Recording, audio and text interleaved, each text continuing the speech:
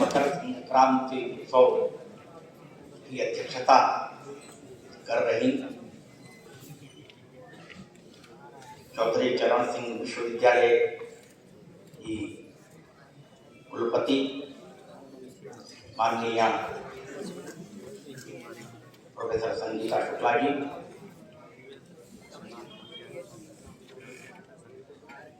माननीय महानगर संघचालक जी, माननीय भाग संघचालक जी,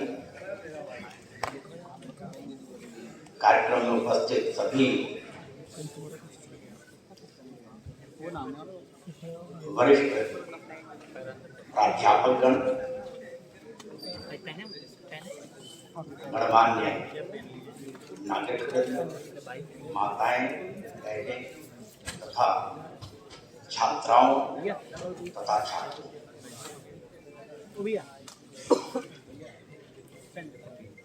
सबसे पहले मैं सभी को मकर संक्रांति की बहुत बहुत बधाई तथा अभिनंदन देता हूँ। आज से सूर्य उत्तरायण हो जाता है और जितने भी पुण्य कार्य हैं वो प्रारंभ हो जाते हैं। प्राचीन काल से अपना उत्सवों का महत्व है, हम सब जानते हैं। भारतवर्ष एक उत्सवों का देश है। संघ भी प्रत्यक्ष रूप से 6 उत्सव मनाता है, उसमें से मकर संक्रांति भी एक है। एक प्रकार से ये सामाजिक समरसता का उत्सव है। देश भर में अलग अलग नामों से ये उत्सव मनाते हैं। दक्षिण भारत में अगर हम जाएं तो वहाँ पोंगल के रूप में है। असम की तरफ अगर हम जाएं तो वहाँ बिहू। नाम अलग अलग होंगे, लेकिन अपने देश की जो परंपरा है उसमें प्रकृति के अनुसार जो फसल होती है, खेती की बात है, तो ऐसे निश्चित उत्सव हम मनाते हैं। उसके कारण से संपूर्ण समाज एक आनंद, एक प्रसन्नता, एक सकारात्मक दिशा में आगे बढ़ता है। इसीलिए अपने यहाँ उत्सवों का बड़ा महत्व है।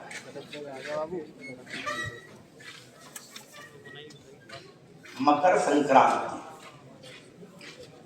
संक्रांति यानी सम्यक क्रांति। हम यथास्थितिवादी नहीं हैं।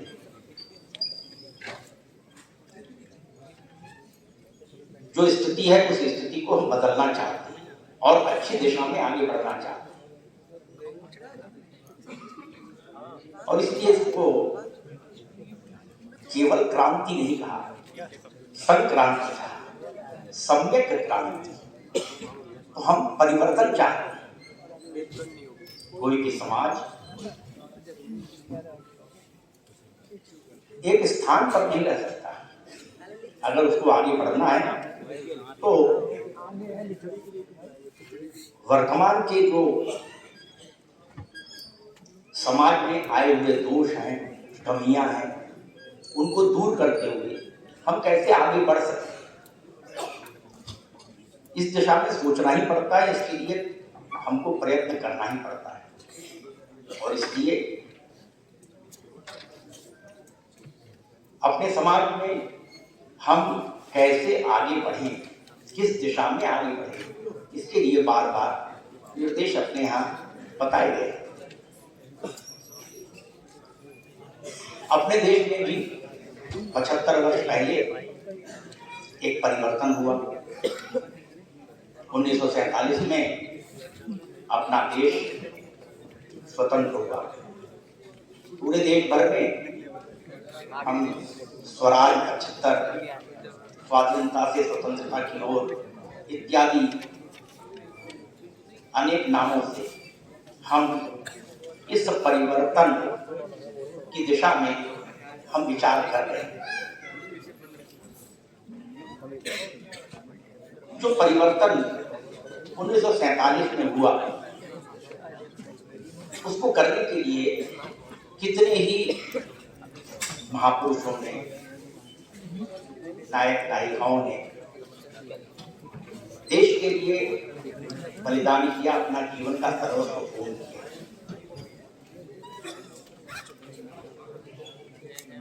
ये जो स्वतंत्रता प्राप्ति के लिए पूरे देश भर में आंदोलन चले, वो केवल राजनीतिक स्वतंत्रता के लिए ही नहीं था, वो भी एक था। लेकिन अपने देश में जो उपनिवेशवादी, साम्राज्यवादी जो ताकतें भारतवर्ष में जड़ जमाए बैठी हुई थी, वो फ्रेंच थे, वो डच थे, पुर्तगाली और अंग्रेज थे। ऐसे 4 प्रकार की उपनिवेशवादी ताकतें भारतवर्ष में, भारतवर्ष का शोषण कर रही थी, आर्थिक शोषण कर रही थी। यहाँ के जो संसाधन हैं, इन संसाधनों को यहाँ से औने पौने दाम मुफ्त में लूट करके अपने देश में ले जा करके और वहां जाकर के औद्योगिक क्रांति, भारतवर्ष की लूट के आधार पर औद्योगिक क्रांति इंग्लैंड में चली। रेलवे लाइन जो बिछाई गई 1853, वो यहाँ के समाज के सुविधा के लिए नहीं थी। जो संसाधन उनको ले जाने थे, उनको बंदरगाहों तक वो ठीक से ले जा सके, इसके लिए चाहे कोलकाता हो, चाहे मुंबई हो, चाहे मद्रास हो, वहां तक रेलवे लाइन इसलिए बिछाई गई कि वहां के वो इन संसाधनों को अपने देश में ले जा सके। तो एक प्रकार से जो भारतवर्ष पर आक्रमण था, वो चौतरफा था, सर्वंकष था। जब ये ताकतें भारतवर्ष में आई, तो उनके साथ साथ ईसाई मिशनरी बड़ी संख्या में आए। इन ईसाई मिशनरीज ने समाज को, भारत के समाज को मतांतरित करना प्रारंभ किया। भोले भाले सीधे साधे जो लोग थे, उनको भय से, लोभ से, लालच से, किसी भी तरह से उनको ईसाई बनाना, मतांतरित करना, यही उनका काम है। और इसलिए सभी प्रकार से यहाँ का शोषण, जब यहाँ पर ये उपनिवेशवादी ताकतें आई, उनके पहले भी लगभग 800 वर्ष भारतवर्ष के ऊपर एक के बाद एक आक्रमण की झड़ी लगी थी। 11वीं शताब्दी से अगर कहें तो एक के बाद एक जो इस्लामिक पठान, तुर्क, मुगल, उनके आक्रमण चलते रहे। यहाँ के योद्धाओं ने, सेना ने, राजाओं ने उनका सामना किया। कभी वे जीते, कभी हारे, लेकिन कभी भी संघर्ष समाप्त नहीं किया। उनकी अधीनता स्वीकार नहीं की। और उसके भी आगे चल करके जो समाज था, हिंदू समाज, उस हिंदू समाज ने तो कभी उनको अपना शासक माना ही नहीं। एक बहुत बड़ा भक्ति आंदोलन पूरे भारतवर्ष में चला। दक्षिण भारत के प्रसिद्ध संत रामानुजाचार्य जी से वह भक्ति आंदोलन प्रारंभ होता है और उत्तर भारत में रामानुजाचार्य, उनके द्वारा उत्तर भारत में और पूरे देश भर में हजारों लाखों संतों के द्वारा ये भक्ति आंदोलन चल पड़ता है। जो इस्लामिक ताकतों के द्वारा यहाँ के मंदिरों को तोड़ना, उद्ध्वस्त कर देना, हिंसा, बलात्कार, लूट, ये जो चला, उसमें हिंदू समाज की जो आस्था है, हिंदू समाज का जो विश्वास है, उसकी हिम्मत है, वह चुक न जाए, वह बनी रहे, संघर्ष करता रहे समाज। इसके लिए ये भक्ति आंदोलन पूरे देश भर में चला। गोस्वामी तुलसीदास जी ने रामचरितमानस लिखी, एक अभूतपूर्व ग्रंथ लिखा उन्होंने, लेकिन उसके आगे भी उन्होंने स्थान स्थान पर रामलीला का मंचन प्रारंभ किया। उसके लिए उन्होंने कोई स्टेज इत्यादि नहीं खोजा। चौराहों पर, बाजार में, जनता के बीच में वो मंच बनता था, जिसको आज हम कहते हैं नुक्कड़ नाटक। इस प्रकार का यह रामलीला का मंचन होता था।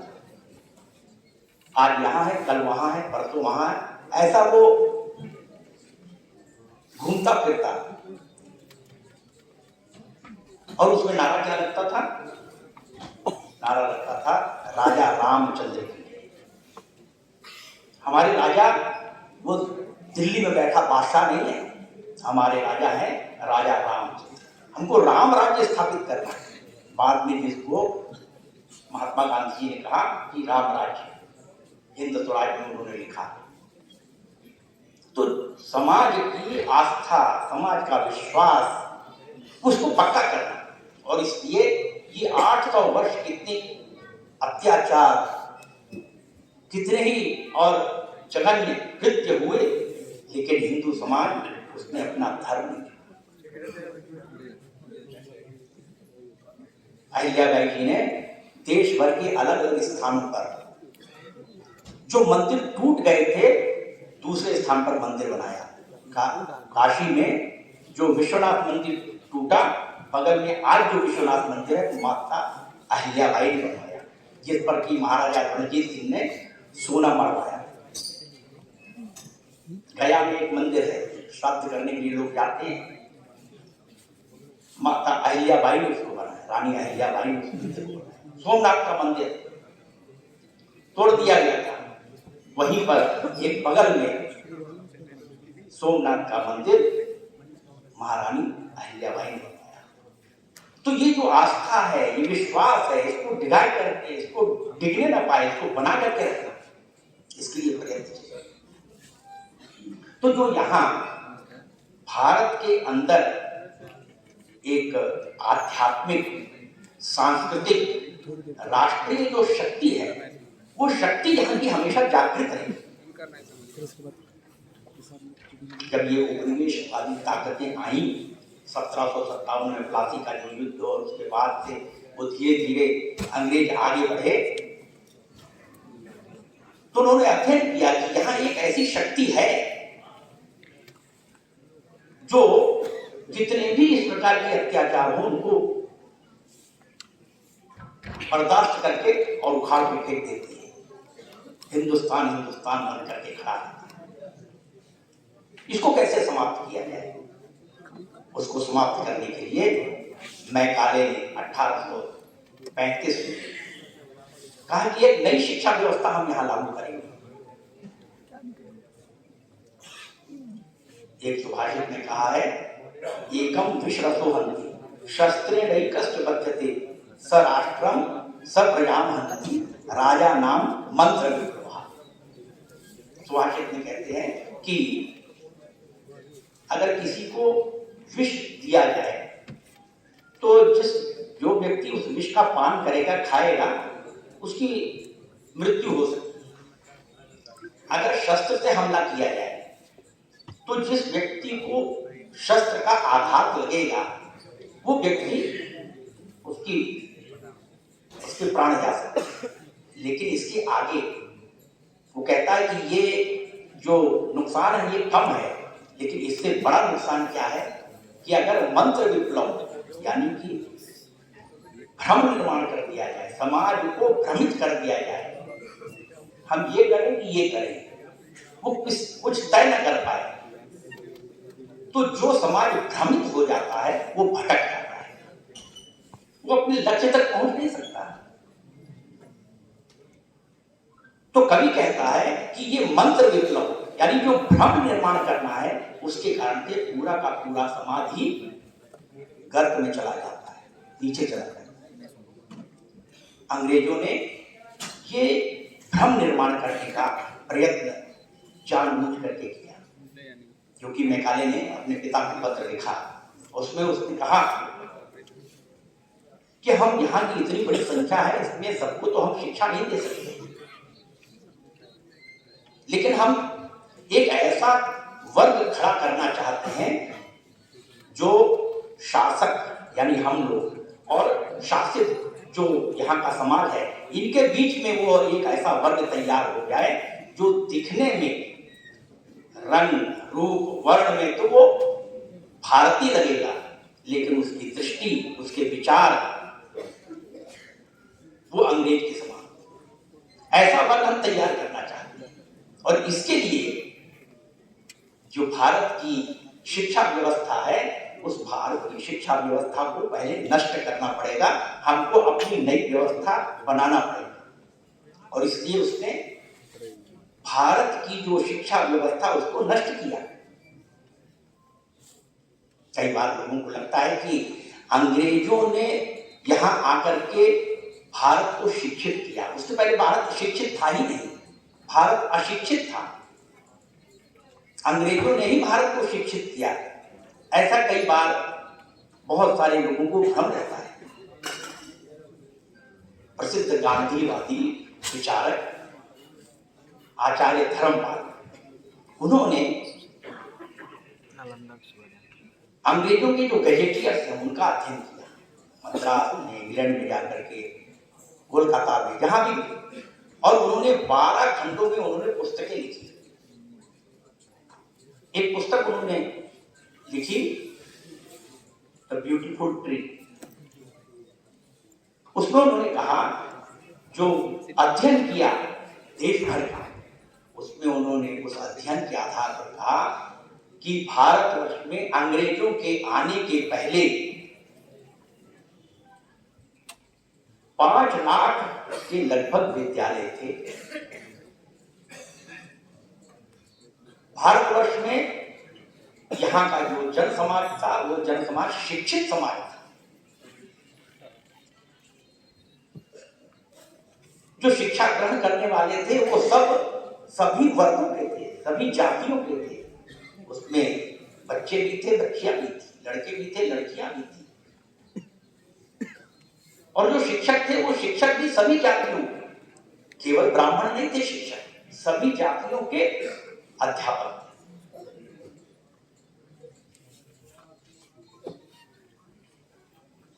अंग्रेजों ने आने के बाद ये जो शिक्षा व्यवस्था भारतवर्ष में चल रही थी उसको समाप्त किया। 1931 में महात्मा गांधी जी ने इंग्लैंड में चैथम हाउस में भाषण दिया। उसमें उन्होंने कहा कि जब भारतवर्ष में अंग्रेज आए तो उन्होंने यहाँ के शिक्षा की जो जड़ें हैं वो जड़ें उड़ेदी, उखाड़ी, और उसके बाद उनको नष्ट होने के लिए छोड़ दिया।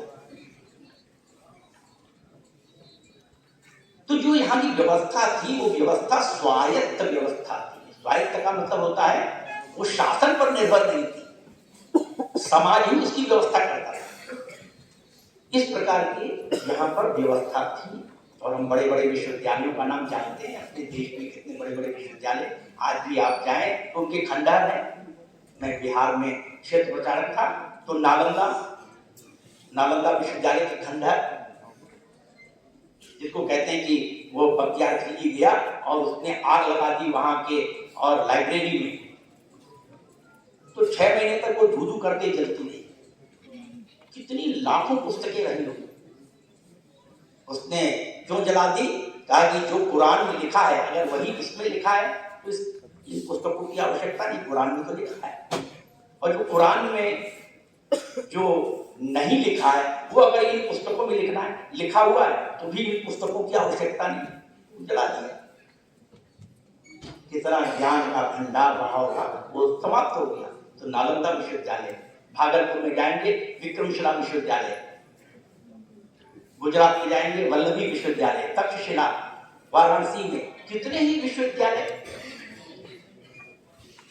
नालंदा विश्वविद्यालय में अगर उस खंडहर को हम देखेंगे तो कितने सिस्टमेटिक ढंग से छात्रावास के घर बने हुए हैं, कहाँ क्लासेस चलती थी, कहाँ प्रैक्टिकल होते थे, कहाँ पर लाइब्रेरी है, वो उसके खंडहर आज भी है, जाके देखने की आवश्यकता। कितने उस समय 8 से 2500 वर्ष पहले के वो खंडहर है।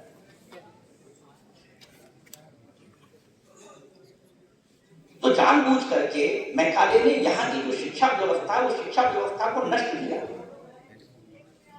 जिससे कि जो यहाँ की जीवनी शक्ति है वह जीवनी शक्ति समाप्त हो। इस नाते से जानबूझ करके ये प्रयत्न उसने लंबा चलाया।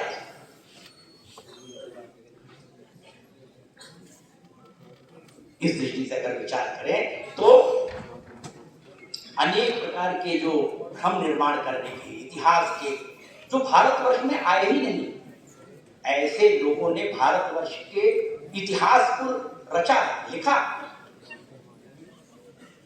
और बहुत सारे ऐसे प्रसंग जो हमारे हृदय को आनंदित करते हैं, स्वाभिमान जागृत करते हैं, उन प्रसंगों को या तो निकाल दिया गया या तो विकृत कर दिया गया। मैं अवध प्रांत में यानी लखनऊ में प्रांत प्रचारक था। लखनऊ के पास एक जिला है बहराइच। जब सोमनाथ का मंदिर तोड़ करके महमूद गजनवी वहां थे और हीरे, मोती, जवाहरात, सोना, चांदी लूट करके जब ले गया, तो वहां उसका जो भांजा था, सैयद सालार मसूद उसका नाम था, उसने सोचा मैं भी जाकर के भारतवर्ष को लूटूंगा। हौसला बढ़ गया उसका।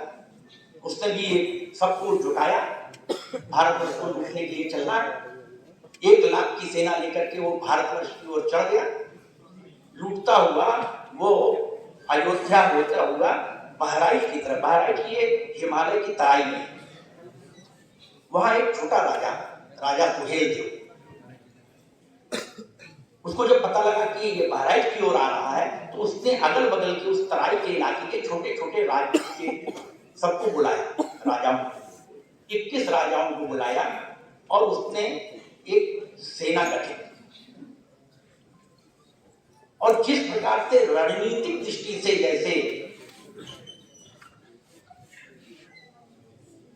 मुसलमान लड़ते थे, उसी प्रकार से उसने रणनीतिक दृष्टि से उनका सामना किया और पूरी 1 लाख सेना और वो सैयद सालार मसूद गाजी उसकी वहीं पर सबको समाप्त कर दिया। बहराइच के आगे बढ़ नहीं सकता, सबको समाप्त किया उसने, सैयद सालार मसूद गाजी सहित। अब ये जो घटना है इसका इतिहास में बहुत चित्र है। आज की भाषा में कहें तो राजा सुहेल देव एक अनुसूचित जाति का एक नेता था, राजा पासी समाज का था, लेकिन उसका कहीं भी जिक्र नहीं। क्यों? क्योंकि एक इतना बड़ा 1 लाख की सेना को समाप्त किया।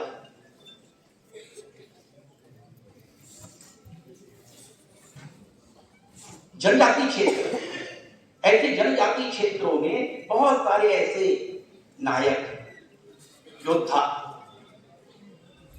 राजस्थान में एक जिला है बांसवाड़ा, वहां पर ये जो ईसाई मिशनरीज थे, ये ईसाई मिशनरीज ये जनजाति समाज का बड़ी तेज गति से मतांतरण करते थे। सीधे साधे लोग उनका मतांतरण करना।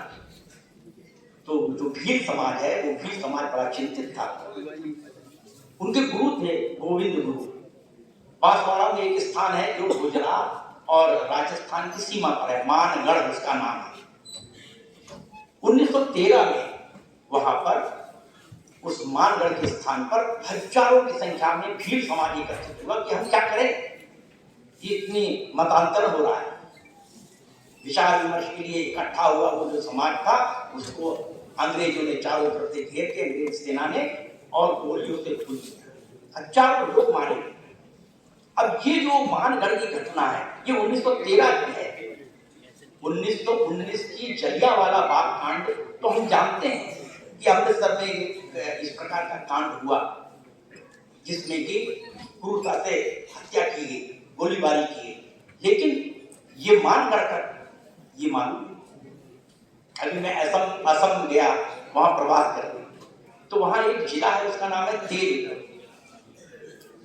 उसका एक छोटा सा स्थान है उसका नाम है ढेकियाजुली। 1942 में जब महात्मा गांधी जी ने मुंबई में फिट इंडिया मूवमेंट इस प्रकार की जब घोषणा की, उसके अगस्त में किया उन्होंने, और 12 सितंबर को उस ढेकियाजुली नाम के स्थान पर हजारों की संख्या में लोग इकट्ठे होकर के एक वहां पुलिस थाना था, उस थाने पर तिरंगा झंडा लहराने के लिए हजारों लोग इकट्ठे होकर चल पड़े। उनमें आगे आगे एक छोटी बालिका की थी, तिरंगा लेकर के चल रही थी, उसका नाम था तिलेश्वरी बरुआ, 12 वर्ष।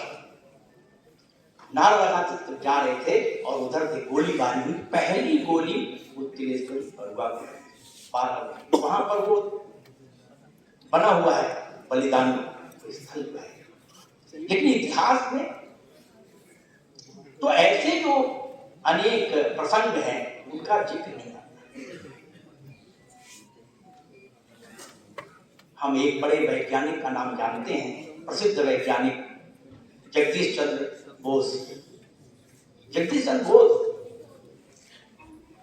जब अपनी शिक्षा पूर्ण करके भारतवर्ष लौटे 1884 में, तो कोलकाता में रेसिडेंसी कॉलेज में वो प्राध्यापक हो गए। अब वहां पर कॉलेज की ऐसी व्यवस्था थी कि जो अंग्रेज शिक्षक थे वो इंपीरियल सर्विस इस रूप में उनका माना जाता था, और जो भारत के अध्यापक थे वो प्रोविंशियल सर्विस इस रूप में था उनका। दोनों ही कॉलेज में पढ़ाते थे, पूरा काम करते थे। लेकिन जो प्रोविंशियल सर्विस के भारतवर्ष के जो रहने वाले अध्यापक थे उनको इंपीरियल जो सर्विस थी उससे 1/3 तनख्वाह मिलती थी, कम तनख्वाह मिलती थी, 1/3 तिहाई तनख्वाह। अब ये चला आ रहा था। जब जगदीश चंद्र बोस पहुंचे तो इस भेदभाव के खिलाफ उन्होंने सत्याग्रह शुरू किया। अब ये 1884-85 में उन्होंने सत्याग्रह शुरू किया। सत्याग्रह का नाम तो बाद में आया है, जब एक प्रकार से कहें कि प्रकाश में, जब महात्मा गांधी जी 1917 में चंपारण में नील की खेती के खिलाफ जब उन्होंने सत्याग्रह किया, तब ये सत्याग्रह का नाम समाचार पत्र में आया, लोगों को जानकारी। लेकिन उसके पहले 1884-85 में जगदीश चंद्र बोस उस समय सत्याग्रह करते 3 वर्ष उन्होंने वेतन नहीं लिया, पूरा काम करते थे, पढ़ाते थे, जो भी कहा जाता था सब काम करते थे कॉलेज, वेतन नहीं देते थे। 3 वर्ष उन्होंने वेतन नहीं लिया। उसके बाद प्रशासन को झुकना पड़ा, उनकी मांगे माननी पड़ी और सबको बराबर वेतन दिए। तो जगदीश चंद्र बोस को तो हम जानते हैं कि वो बड़े वैज्ञानिक थे, लेकिन उन्होंने ये जो भेदभाव चल रहा था, जो भारत का जो अध्यापक था उसका जो है और एक प्रकार के स्वाभिमान का हनन चल रहा था, अपमानित किया जा रहा था, उसके खिलाफ थे। दूसरे वैज्ञानिक पीसी रे, उनको तो केमिस्ट्री का जो है पिता कहते हैं, भारत की केमिस्ट्री पिता।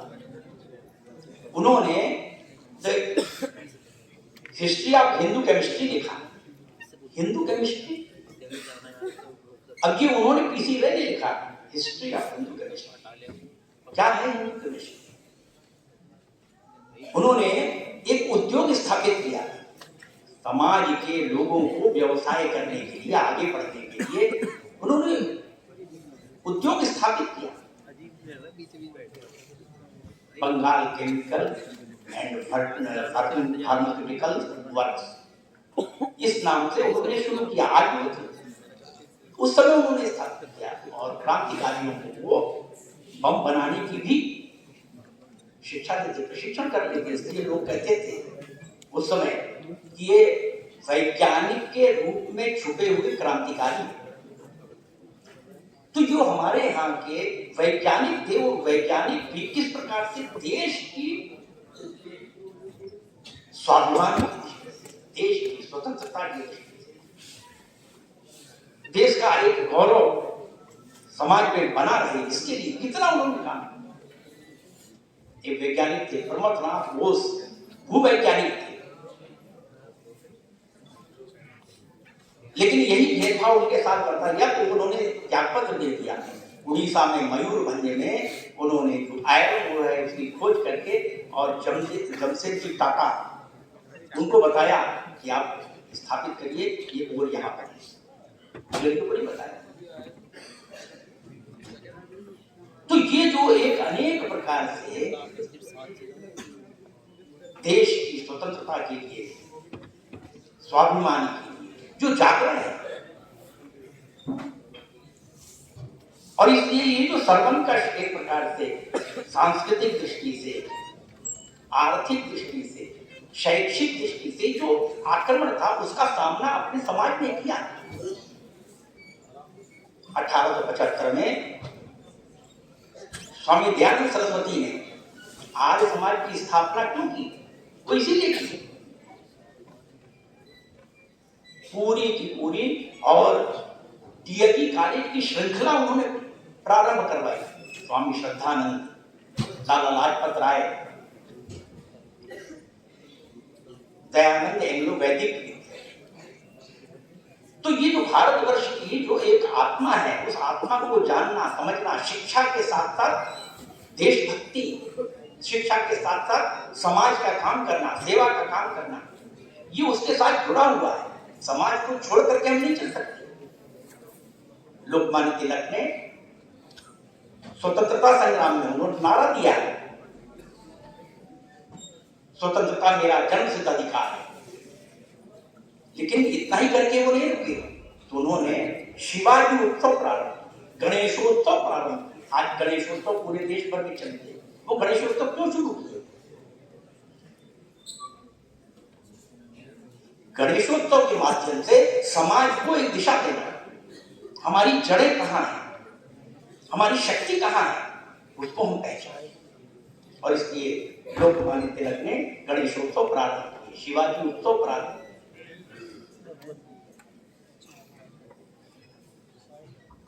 महामना मदन मोहन मालवीय जी ने 1916 में काशी हिंदू विश्वविद्यालय की स्थापना की, क्योंकि उस समय से जितने भी और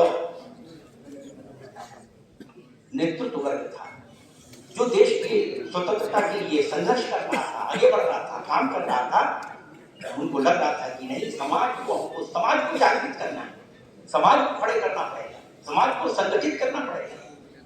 और इसलिए काशी हिंदू विश्वविद्यालय की स्थापना की। उसका जो फाउंडेशन स्टोन है, उसमें उन्होंने जो लिखा, वो उनकी एक दिशा, क्या सोच थी, वो बताता है। उसमें लिखा प्रसादात विश्वनाथ काश्याम भागीरथी तटे।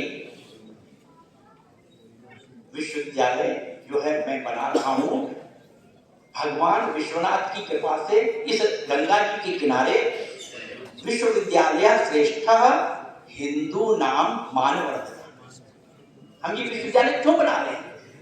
हिंदुओं का मानवर्धन, हिंदुओं का मान सम्मान संपूर्ण दुनिया में स्थापित हो सके,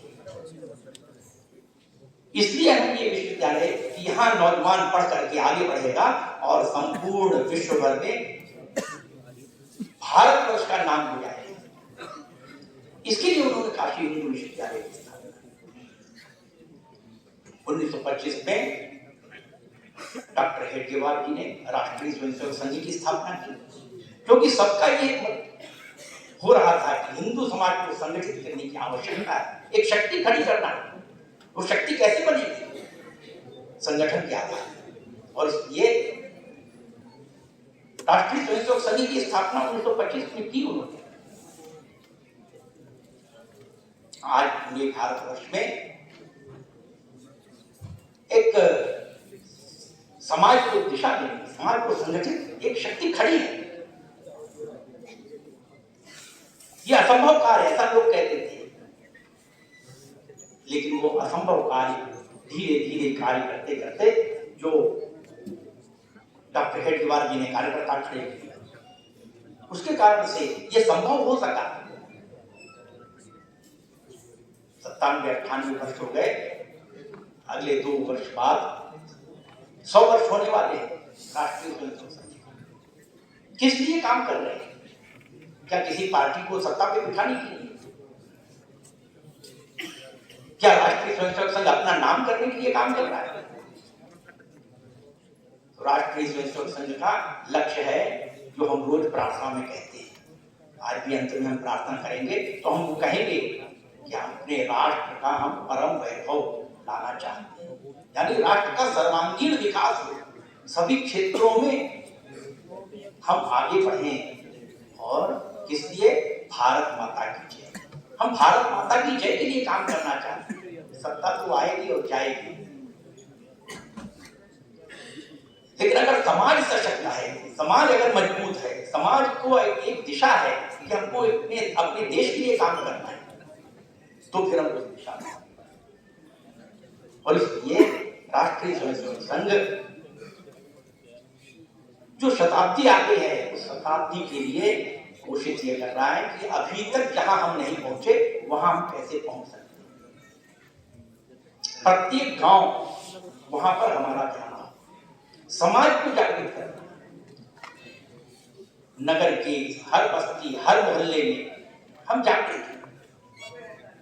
समाज में जो दोष हैं उन दोषों को दूर कौन करेगा? समाज के दोषों को कोई सरकार नहीं दूर कर सकती। सरकार कानून बना सकती है, लेकिन उन दोषों को दूर करने के लिए जागरूक समाज ही उनको ठीक करे। और इसलिए समाज की जागृति का आज निश्चित रूप से धीरे धीरे जो समाज है वो समाज इस दिशा में आए। आज विश्व में भारतवर्ष का एक स्थान बना है, चाहे अंतरिक्ष विज्ञान, चाहे आर्थिक दृष्टि से। आज हम कहते हैं कि एक बड़ी ताकत है विश्व की, जो सबसे अच्छी सेनाएं हैं, सबसे अच्छी श्रेष्ठ सेना में भारतवर्ष की सेना अपना स्थान। ऐसे कितने ही हैं, उनको हम गिन सकते हैं, समझ सकते हैं। लेकिन इसके बाद भी अगर हम विचार करें तो हमारे ध्यान में आता है कि अभी बहुत सारे ऐसे अपने क्षेत्र हैं जहां पर कि हमको काम करने की आवश्यकता है। आज एक मतांतर का एक बहुत बड़ा स्थान पर हमें कई बार समाचार आते हैं, मतांतर चलता है। अब जिसमें अन्य विदेशी जो ताकतें हैं, वो विदेशी ताकतें भी उसमें रुचि रखती हैं। फंडिंग वहां से होती है, बाहर से फंडिंग होती है। बात ठीक है कि अनेक ऐसे हजारों एनजीओ सरकार ने आज बंद कर दिए हैं जो कि बाहर से पैसा मंगा करके उनका और गलत उपयोग कर देते हैं। लेकिन उसके बाद भी आज ये क्रम चल रहा है। स्थान स्थान पर जनजातीय क्षेत्र है, वही हमारा अनुसूचित समाज का वर्ग है, वहां पहुंच करके हम नहीं जाते तो दूसरे तो पहुंचते हैं, तो वो मतांतर करते हैं। उसके कारण से आज एक समस्या समाज में है, आज नहीं तो कल समस्या उभरने वाली है।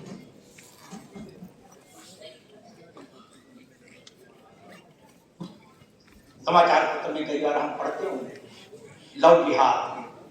अब ये लव जिहाद ये केवल संघ नहीं कह रहा, तो ये तो हाईकोर्ट कह रहे हैं, केरल हाईकोर्ट कह रहा है, अनेक ऐसे हाईकोर्ट जो है और वो भी इसका संज्ञान ले रहा है। यहाँ ये है, समस्या एक है।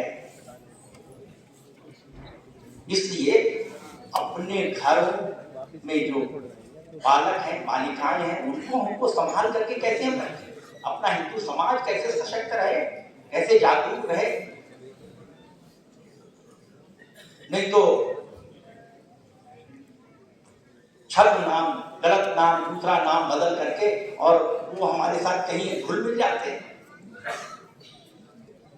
और उसका दुरुपयोग करते हैं।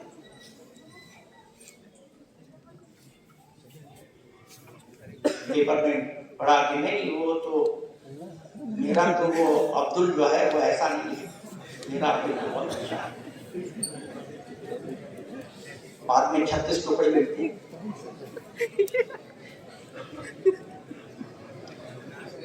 अब ये मुसलमान ईसाई का मतांतर नहीं करता, ईसाई मुसलमान का मतांतर नहीं करता, वो दोनों ही मिलकर के हिंदू का ही मतांतर करते, हिंदू समाज को ही वो मतांतरित करते। तो ये जो मतांतरण है, यह मतांतरण ये एक खेल अपने देश में इस प्रकार से ये चल रहा है, उसके प्रति सावधान रहने की आवश्यकता है। अलग अलग जाति वैमनस्य हो जाता है। अब ये जो जातीय है, प्रांत, भाषा, अलग अलग ऐसे जो भेद हैं उनको खड़े करना, जानबूझ करके खड़े करना, इसके आधार पर जो समाज है हिंदू समाज, वो हिंदू समाज कैसे दुर्बल हो, कमजोर हो, भ्रमित हो जाए, वो अपना लक्ष्य भूल जाए, इस नाते से ऐसी कितनी ही आज समस्याएं हिंदू समाज के सामने हैं। अपने समाज को जागरूक करना, अपने समाज को शिक्षित करना, अपने समाज को ठीक दिशा देना, नई पीढ़ी जो है वह नई पीढ़ी भी ठीक दिशा में आगे बढ़े। शिक्षित होना आवश्यक है, लेकिन शिक्षित के साथ साथ संस्कारित होना भी आवश्यक है। संघ एक गतिविधि चलाता, उसका नाम है कुटुंब प्रबोधन। यानी अपने कुटुंब में हम कभी कभी सब मिलकर के बैठते हैं क्या? आजकल हर एक के पास मोबाइल है, घर में जाते हैं, भोजन किया तो भोजन करते समय तो मोबाइल देख रहे हैं, अलग अलग कमरे में बैठे हैं, आपस में बात ही नहीं हो रही, बातचीत नहीं, संवादहीनता, कोई संवाद नहीं है। बेटी को क्या समस्या है, बेटे को क्या समस्या है, वो कहाँ कब बात करेगी? पिताजी मोबाइल देख रहे हैं, माताजी अलग मोबाइल देख रहे हैं। तो इस नाते से ये जो कुटुंब इस कुटुंब ये एक महत्वपूर्ण, इसके लिए हम अपने अपने परिवार को संभाल करके हम कैसे रख सकते हैं, अपने परिवार को हम कैसे और इन सब विषयों के प्रति जागरूक रहें, इसकी आवश्यकता। ये जब हम करेंगे तो अपना परिवार ठीक रहे, अपना समाज ठीक रहे। भविष्य की दृष्टि से अगर हम विचार करेंगे तो भविष्य की दृष्टि से अपनी ये जो भारतवर्ष की एक ताकत है, भारतवर्ष की ताकत वो कैसे ठीक खड़ी, वो ताकत बन रही है। लेकिन यह ताकत केवल आर्थिक रूप से हमको कोई अपने देश को अमेरिका नहीं बना देगा, अपने देश को कोई ऐसा यूरोप की कंट्री के समान नहीं खड़ा। अपने देश का जो और आत्मा है वह आत्मा वो धर्म में है, धर्म प्राण दे सकता है। तो ये जो भारतवर्ष सांस्कृतिक दृष्टि से, वैचारिक दृष्टि से वह विचार करते हुए हमको अपने देश को ठीक ढंग से हम कैसे आगे बढ़ा सकते हैं, एक सशक्त समाज कैसे खड़ा कर सकते हैं, आपस में कैसे एक सौहार्दपूर्ण वातावरण कैसे हो, और उसके साथ साथ जो अन्य समाज के, हिंदू समाज के इतर भी समाज है, उन समाज को भी हम कैसे अपने साथ ले चल सकते हैं। एक बड़ी ताकत राष्ट्रवादी ताकत है, उस राष्ट्रवादी ताकत को साथ लेकर के जो अराष्ट्रीय ऐसी कोई देश की गतिविधियां हैं उन अराष्ट्रीय गतिविधियों पर लगाम लगे, वो अराष्ट्रीय गतिविधियां वो हमें वो रुके, हम अपने इस जो हमारा उद्देश्य है भारत माता की जय, जो हम चाहते हैं वो भारत माता की जय करने में हमारा भी योगदान हो सके, हम सब भी उसमें आगे बढ़ सके, इस दृष्टि से हमको विचार करने की आवश्यकता है। यह मकर संक्रांति का उत्सव जो एक परिवर्तन का है, जो एक परिवर्तन की दिशा दिखा रहा है, ठीक दिशा में हमको आगे बढ़ना है। इस ठीक दिशा में अपने देश को आगे बढ़ाने के लिए हम भी अपना योगदान करें।